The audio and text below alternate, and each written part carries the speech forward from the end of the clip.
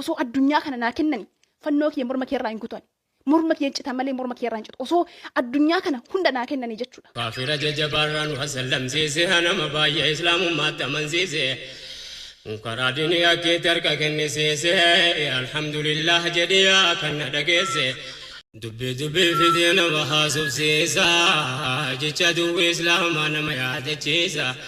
Islaamummaan dirqiidhaan nama amansiisa jedhee jarri qalbii nurratti odeessa wallaalle beekaa seenaan balleessa islaamummaan ofiif seena qalbii keessa kanaafuu amanaan sabana hunda keessa akkamiin dirqamni nama amansiisa sodaafamanullee booda ofiif dhiisa yaa namni yaada kana qabdu qalbii keessa dhaggeeffadhu seenaa tokkoon si odeessa Usayd ibn Hudayr Ali Yasrib keessa. Aman.